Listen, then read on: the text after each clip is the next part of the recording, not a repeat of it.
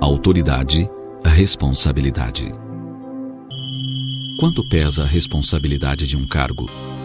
Observa-se que muitos perseguem nomeações para cargos e disputam com ardor lugares que lhes conferirão autoridade sobre os outros. Contudo, quando assumem postos de comando, esquecem-se dos objetivos reais para os quais foram ali colocados, passando a agir em seu próprio favor. Tal posição nos recorda a história de um homem que foi nomeado mandarim, uma espécie de conselheiro na China. Envaidecido com a nova posição, pensou em mandar confeccionar roupas novas. Seria um grande homem agora, importante. Um amigo lhe recomendou que buscasse um velho sábio, um alfaiate especial, que sabia dar a cada cliente o corte perfeito. Depois de cuidadosamente anotar todas as medidas do novo mandarim, o alfaiate lhe perguntou há quanto tempo ele era mandarim. A informação era importante para que ele pudesse dar o talhe perfeito à roupa. Ora, perguntou o cliente, o que isso tem a ver com a medida do meu manto? Paciente, o alfaiate explicou. A informação é preciosa. É que um mandarim recém-nomeado fica tão deslumbrado com o cargo que anda com o nariz erguido, a cabeça levantada. Nesse caso, preciso fazer a parte da frente maior que a de trás. Depois de alguns anos, está ocupado com seu trabalho e os transtornos advindos de sua experiência. Torna-se sensato e olha para diante para ver o que vem em sua direção e o que precisa ser feito em seguida. Para esse, costura um manto de modo que fiquem igualadas as partes da frente e a de trás. Mais tarde, sob o peso dos anos, o corpo está curvado pela idade e pelos trabalhos exaustivos, sem falar na humildade que adquiriu pela vida de esforços. É o momento de eu fazer o manto com a parte de trás mais longa. Portanto, preciso saber há quanto tempo o senhor está no cargo, para que a roupa lhe assente perfeitamente. O homem saiu da loja pensando muito mais nos motivos que levaram seu amigo a lhe indicar aquele sábio alfaiate, e menos no manto que viera encomendar.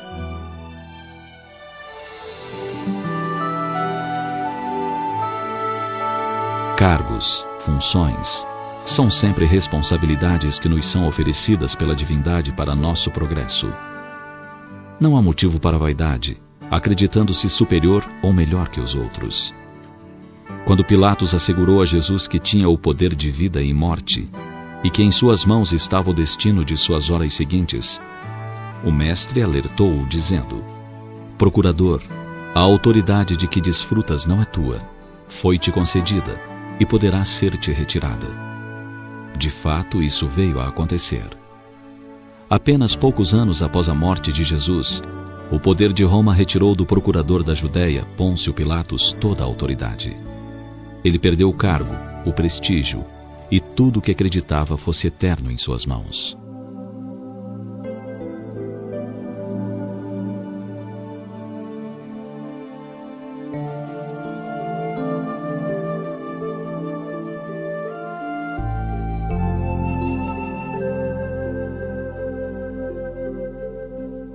Toda autoridade deve se centralizar no amor e na vida exemplar, a fim de se fazer real.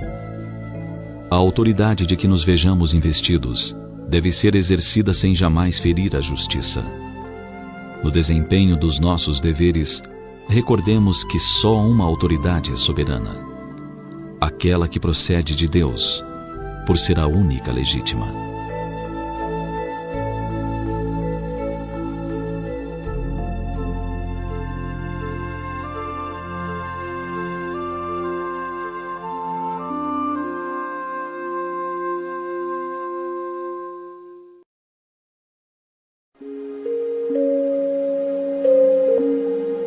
Deus disse não.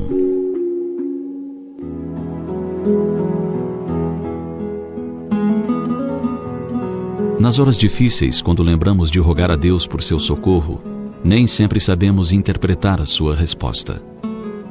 No entanto, a resposta sempre chega de conformidade com as nossas necessidades e merecimentos. Um homem que costumava fazer pedidos específicos a Deus, um dia conseguiu entender a sua resposta e escreveu o seguinte: Eu pedi a Deus para tirar a minha dor. Deus disse não. não cabe a mim tirá-la, mas cabe a você dela desistir.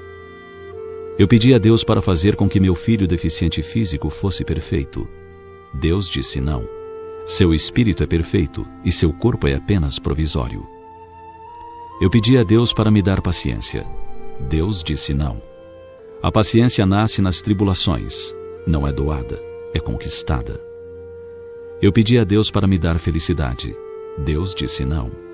Eu lhe dou bênçãos, a felicidade depende de você. Eu pedi a Deus para me proteger da dor. Deus disse não. O sofrimento o separa dos apelos do mundo e o traz mais perto de mim. Eu pedi a Deus para me fazer crescer em espírito. Deus disse não. Você tem que crescer sozinho, mas eu lhe podarei para que você possa dar frutos. Eu pedi a Deus todas as coisas para que eu pudesse gostar da vida. Deus disse não. Eu lhe dou vida para que você possa gostar de todas as coisas.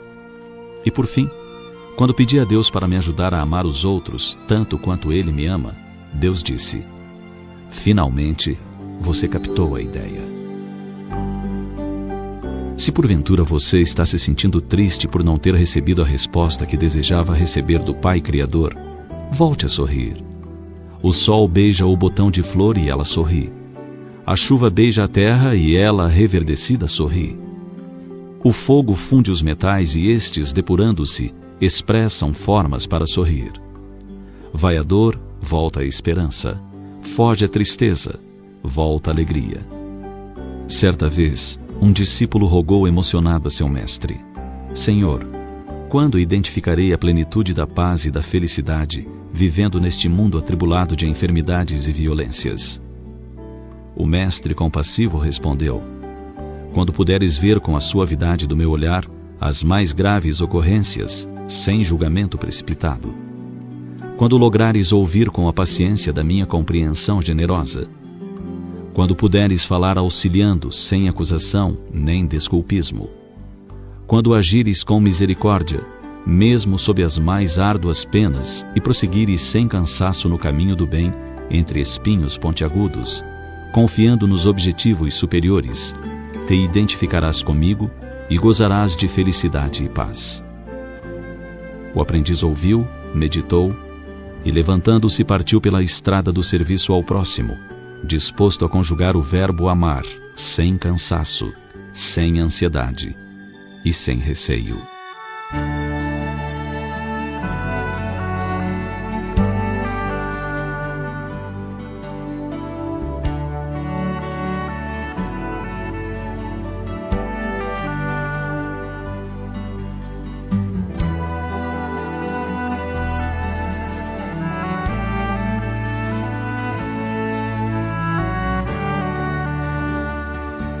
Se porventura você está triste por não ter recebido a resposta que desejava do Pai Criador, volte, portanto, a amar e a sorrir. Só assim vai a dor e volta a esperança. Foge a tristeza e volta a alegria.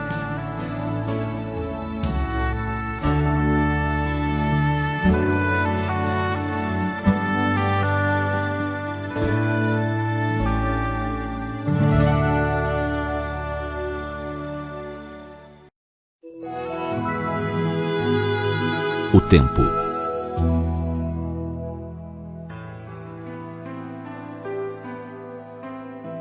Um autor desconhecido escreveu certa vez que a alegria, a tristeza, a vaidade, a sabedoria, o amor e outros sentimentos habitavam uma pequena ilha.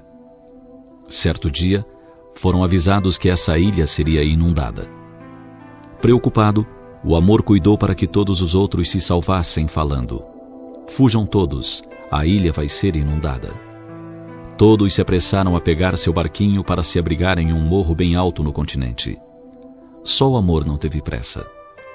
Quando percebeu que ia se afogar, correu a pedir ajuda. Para a riqueza apavorada, ele pediu: riqueza, leve-me com você. Ao que ela respondeu: não posso, meu barco está cheio de ouro e prata e não tem lugar para você. Passou então a vaidade e ele disse: dona Vaidade, leve-me com você. Sinto muito, mas você vai sujar meu barco. Em seguida veio a tristeza e o amor suplicou: senhora Tristeza, posso ir com você? Amor, estou tão triste que prefiro ir sozinha. Passou a alegria, mas se encontrava tão alegre que nem ouviu o amor chamar por ela. Então passou um barquinho onde remava um senhor idoso e ele disse: sobe, amor, que eu te levo. O amor ficou tão feliz que até se esqueceu de perguntar o nome do velhinho. Chegando ao morro alto, onde já estavam os outros sentimentos, ele perguntou à sabedoria: Dona Sabedoria, quem era o senhor que me amparou? Ela respondeu: o tempo. O tempo? Mas por que ele me trouxe aqui? Porque só o tempo é capaz de ajudar e entender um grande amor. Dentre todos os dons que a divindade concede ao homem, o tempo tem lugar especial. É ele que acalma as paixões indevidas, ensinando que tudo tem sua hora e local certos. É ele que cicatriza as feridas das profundas dores, colocando o algodão anestesiante nas chagas abertas. É o tempo que nos permite amadurecer, através do exercício sadio da reflexão, adquirindo ponderação e bom senso. É o tempo que desenha marcas nas faces, espalha neve nos cabelos, leciona calma e paciência quando o passo já se faz mais lento. É o tempo que confirma as grandes verdades e destrói as falsidades, os valores ilusórios. O tempo é, enfim, um grande mestre que ensina sem pressa, aguarda um tanto mais e espera que cada um, por sua vez, se disponha a crescer, servir e ser feliz. E é o tempo, em verdade, que nos demonstra no correr dos anos que o verdadeiro amor supera a idade, a doença, a dificuldade e permanece conosco para sempre.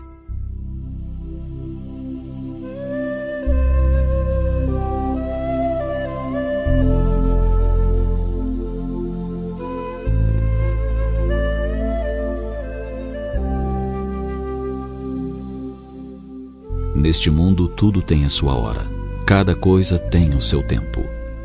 Há o tempo de nascer e o tempo de morrer, tempo de plantar e de colher, tempo de derrubar e de construir. Há o tempo de se tornar triste e de se alegrar, tempo de chorar e de sorrir, tempo de espalhar pedras e de juntá-las, tempo de abraçar e de se afastar. Há tempo de calar e de falar. Há o tempo de guerra e o tempo de paz, mas sempre é tempo de amar.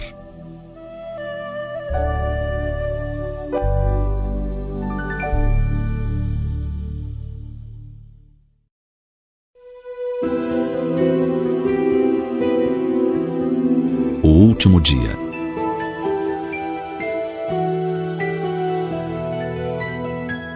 Aquele era seu último dia de vida, mas ele ainda não sabia disso.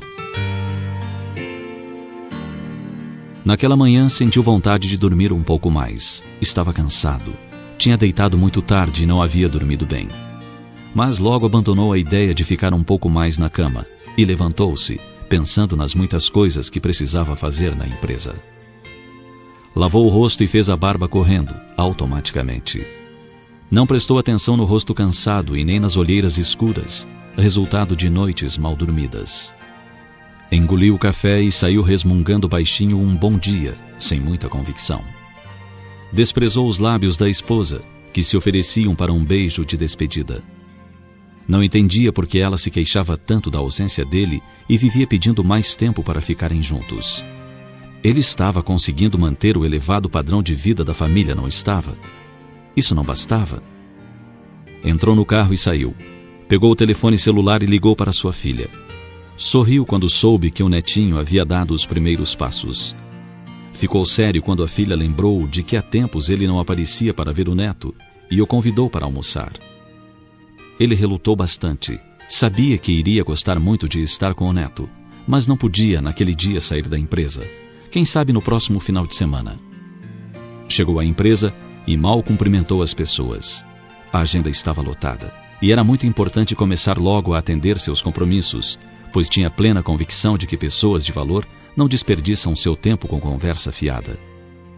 Na hora do almoço, pediu à secretária para trazer um sanduíche e um refrigerante diet. O colesterol estava alto, precisava fazer um check-up, mas isso ficaria para o mês seguinte. Começou a comer enquanto lia alguns papéis que usaria na reunião da tarde. nem observou que tipo de lanche estava mastigando. Enquanto relacionava os telefonemas que deveria dar, sentiu um pouco de tontura. A vista embaçou. Lembrou-se do médico advertindo-o alguns dias antes, quando tivera os mesmos sintomas, de que estava na hora de fazer um check-up. Mas ele logo concluiu que era um mal-estar passageiro, que seria resolvido com um café forte sem açúcar. Terminado o almoço, escovou os dentes e voltou ao trabalho. A vida continua, pensou. Mais papéis para ler, mais decisões a tomar, mais compromissos a cumprir. Saiu para uma reunião já meio atrasado. Não esperou o elevador. Desceu as escadas pulando os degraus de 2 em 2. Entrou no carro, deu a partida, e quando ia engatar a marcha, sentiu de novo o mal-estar. E agora, com a dor forte no peito. O ar começou a faltar. A dor foi aumentando. O carro desapareceu. Os outros carros também. Os pilares, as paredes, a porta, a claridade da rua, as luzes do teto. Tudo foi sumindo diante de seus olhos, ao mesmo tempo que surgiam cenas de um filme que ele conhecia bem. A esposa, o netinho, a filha, e uma após outra, todas as pessoas de que mais gostava. Por que mesmo não tinha ido almoçar com a filha e o neto? O que a esposa tinha dito à porta de casa quando ele estava saindo hoje de manhã? A dor no peito persistia, mas agora outra dor começava a perturbá-lo. A do arrependimento. Ele não conseguia distinguir qual era a mais forte. A dor da coronária entupida ou a de sua alma rasgando. Escutou o barulho de alguma coisa quebrando dentro de seu coração, e de seus olhos escorreram lágrimas silenciosas. Queria viver, queria ter mais uma chance, queria voltar para casa e beijar a esposa, abraçar a filha, brincar com o neto. Queria, mas não havia mais tempo.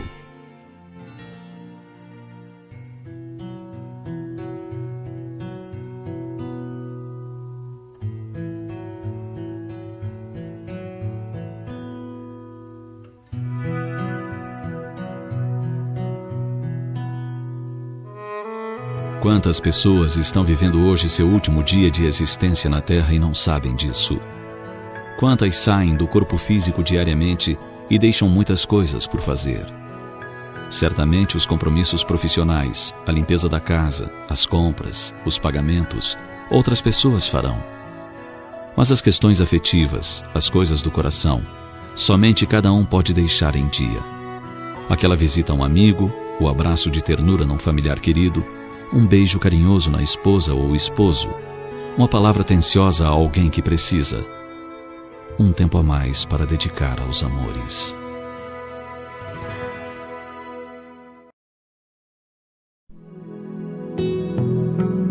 Os girassóis. Você já viu um girassol? Trata-se de uma flor amarela muito grande que gira sempre em busca do sol. E é por essa razão que é popularmente chamada de girassol. Quando uma pequena e frágil semente dessa flor brota em meio a outras plantas, procura imediatamente pela luz solar. É como se soubesse instintivamente que a claridade e o calor do sol lhe possibilitarão a vida. E o que aconteceria à flor se a colocássemos em uma redoma bem fechada e escura? Certamente, em pouco tempo, ela morreria.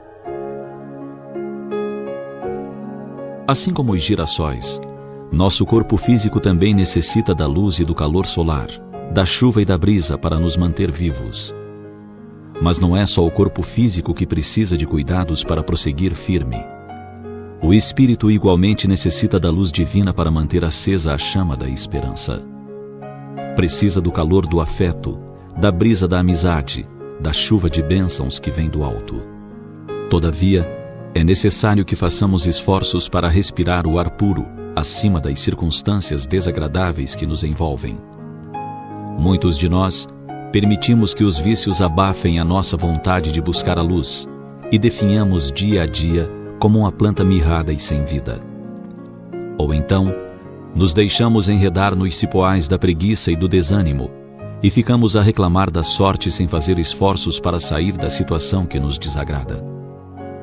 É preciso compreender os objetivos traçados por Deus para a elevação de seus filhos, que somos todos nós.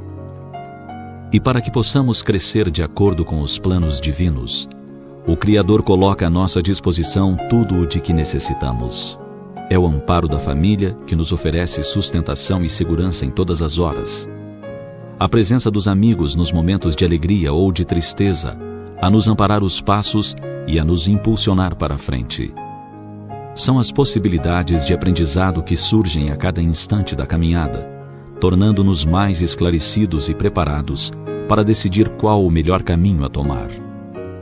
Mas o que acontece conosco quando nos fechamos na redoma escura da depressão ou da melancolia e assim permanecemos por vontade própria? É possível que em pouco tempo nossas forças esmoreçam e não nos permitam sequer gritar por socorro. Por essa razão, devemos entender que Deus tem um plano de felicidade para cada um de nós e que para alcançá-lo é preciso buscar os recursos disponíveis.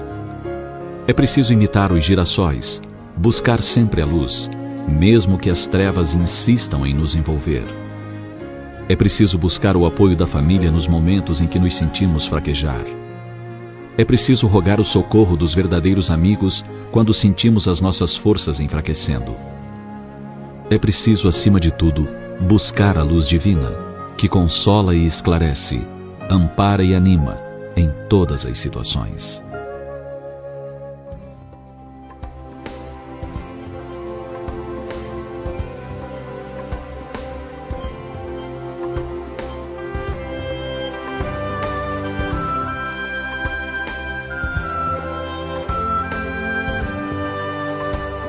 Quando as nuvens negras dos pensamentos tormentosos cobrirem com escuro véu o horizonte de tuas esperanças, e o convite da depressão rondar-te a alma, imita os girassóis e busca respirar o ar puro acima das circunstâncias desagradáveis. Quando as dificuldades e os problemas se fizerem insuportáveis, tentando sufocar-te a disposição para a luta, lembra-te dos girassóis e busca a luz divina através da oração sincera.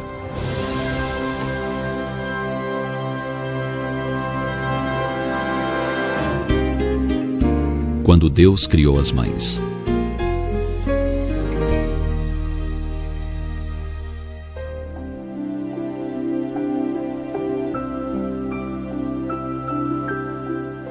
Diz uma lenda que o dia em que o bom Deus criou as mães, um mensageiro se acercou dele e lhe perguntou o porquê de tanto zelo com aquela criação. Em que, afinal de contas, ela era tão especial?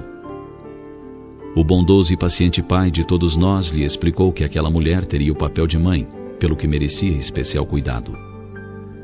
Ela deveria ter um beijo que tivesse o dom de curar qualquer coisa, desde leves machucados até namoro terminado. Deveria ser dotada de mãos hábeis e ligeiras, que agissem depressa, preparando o lanche do filho, enquanto mexesse nas panelas para que o almoço não queimasse. Que tivesse noções básicas de enfermagem e fosse catedrática em medicina da alma. Que aplicasse curativos nos ferimentos do corpo e colocasse bálsamo nas chagas da alma ferida e magoada.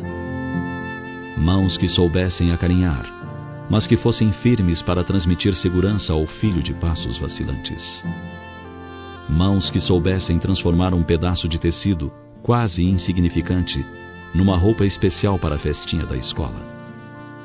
Por ser mãe, deveria ser dotada de muitos pares de olhos. Um par para ver através de portas fechadas, para aqueles momentos em que se perguntasse o que é que as crianças estão tramando no quarto fechado. Outro par para ver o que não deveria, mas precisa saber. E, naturalmente, olhos normais para fitar com doçura uma criança em apuros e lhe dizer: eu te compreendo, não tenhas medo, eu te amo, mesmo sem dizer nenhuma palavra. O modelo de mãe deveria ser dotado ainda da capacidade de convencer uma criança de 9 anos a tomar banho, uma de 5 a escovar os dentes e dormir quando está na hora. Um modelo delicado com certeza, mas resistente, capaz de resistir ao vendaval da adversidade e proteger os filhos, de superar a própria enfermidade em benefício dos seus amados e de alimentar uma família com o pão do amor. Uma mulher com capacidade de pensar e fazer acordos com as mais diversas faixas de idade. Uma mulher com capacidade de derramar lágrimas de saudade e de dor. Mas ainda assim, insistir para que o filho parta em busca do que lhe constitua a felicidade ou signifique seu progresso maior. Uma mulher com lágrimas especiais para os dias da alegria e os da tristeza, para as horas de desapontamento e de solidão. Uma mulher de lábios ternos que soubesse cantar canções de ninar para os bebês e tivesse sempre as palavras certas para o filho arrependido pelas tolices feitas. Lábios que soubessem falar de Deus, do universo e do amor, que cantassem poemas de exaltação à beleza da paisagem e aos encantos da vida. Uma mulher, uma mãe.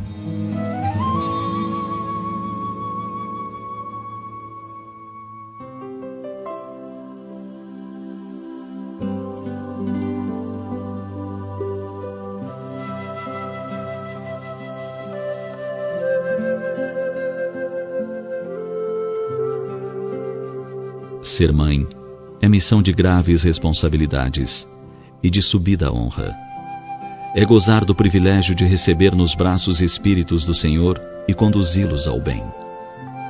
Enquanto houver mães na terra, Deus estará abençoando o homem com a oportunidade de alcançar a meta da perfeição que lhe cabe, porque a mãe é a mão que conduz, o anjo que vela, a mulher que ora, na esperança de que os seus filhos alcancem felicidade e paz.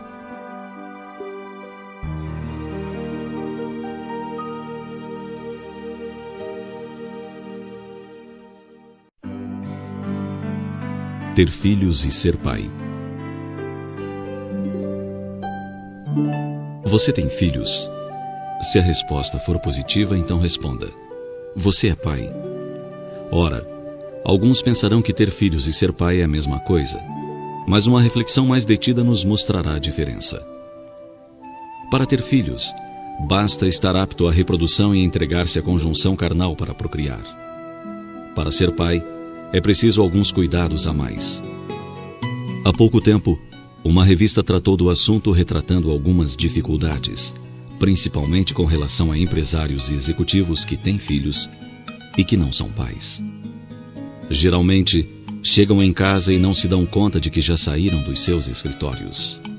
Esquecem-se de sintonizar os sentimentos afetivos e continuam dando ordens, como se a esposa fosse a secretária e os filhos seus subalternos. Não mudam nem o tom de voz. Uma estatística da revista Fortune atesta a dramática dimensão desse problema. Revela que filhos de empresários e executivos de alto nível apresentam graus de desajustes bem maiores que os dos outros pais, inclusive os de famílias financeiramente menos abastadas. No livro The Parent's Handbook, ou Manual dos Pais, em português, um dos livros mais vendidos nos Estados Unidos, 2 especialistas tratam do tema com grande competência. Estabelecem, entre outras coisas, 7 regras básicas para se ser um bom pai. Primeira, comporte-se naturalmente. Dê atenção na medida certa. Se você exagerar com frequência, quando por qualquer motivo reduzir sua atenção, seu filho se sentirá desprezado. Segunda, diga sempre a seu filho que você o ama, principalmente quando ele não espera esse tipo de declaração. Não economize nos gestos. Beijos, carinhos, abraços, emoção, muitas vezes valem mais que uma dezena de atitudes. Terceira, vale mais encorajar do que repreender, incentivar do que premiar, dizer com sinceridade: eu confio na sua capacidade de decisão, eu aposto no seu discernimento. Quarta, ouça seu filho, talvez a mais importante das recomendações. Aprenda a ouvir o que ele tem a dizer. Ouça tudo e até o fim. Não interrompa, não conclua, nem o obrigue a concluir no meio do relato. Mais do que a sua opinião, ele quer contar para você. Quinta, mesmo diante de uma aparente falta grave, procure não criticá-lo duramente. Deixe que ele lhe dê as próprias razões. Se você não se convencer, tente refletir em conjunto, ajudando-o a perceber o que o levou a errar, tornando-o capaz de identificar o erro.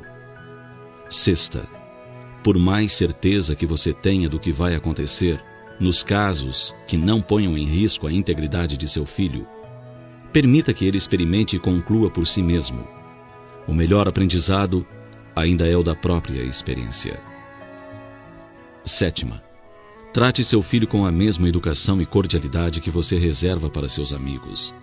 Agindo assim, por certo, ele acabará se tornando o melhor de todos os seus amigos. Não se resumem aqui todas as regras para se ser um bom pai. Mas aqueles que as observarem já terão dado passos largos no caminho que a todas as outras conduz.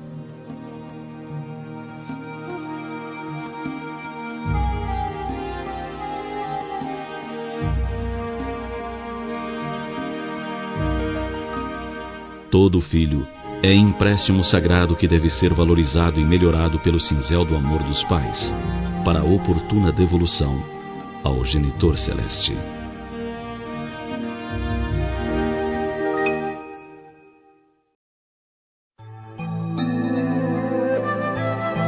Você está no leme.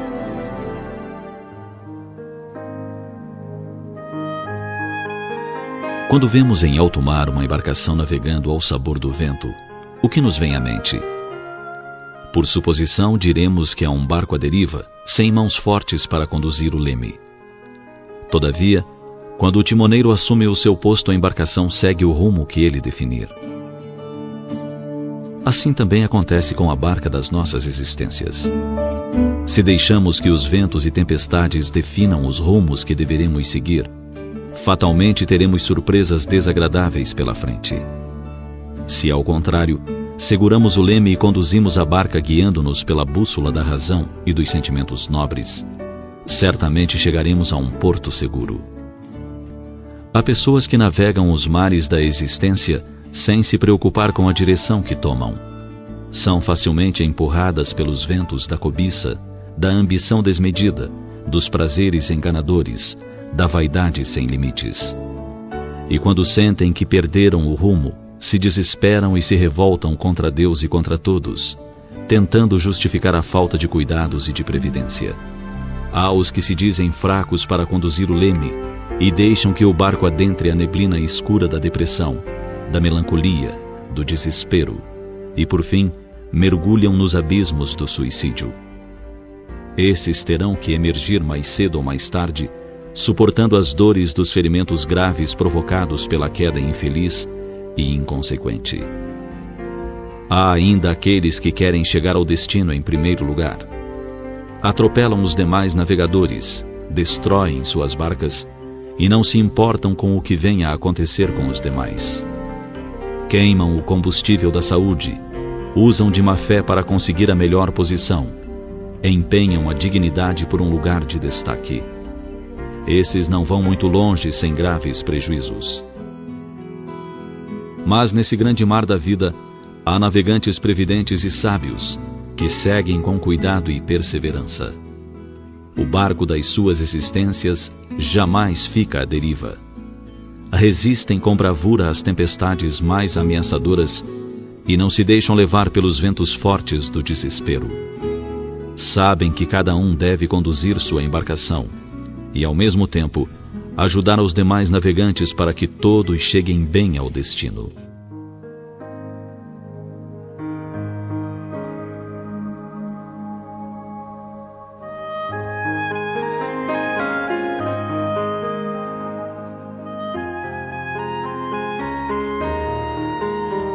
Pense nisso. Você está no leme. Você, e somente você, conduz a sua embarcação. Seus atos lhe pertencem, seus vícios, suas virtudes. O barco da sua vida seguirá pela rota que você traçar. E jamais se esqueça de que a sua felicidade espera por você em algum porto de luz que lhe foi destinado pelo grande timoneiro de todas as almas, que é o Criador do Universo. Pense nisso.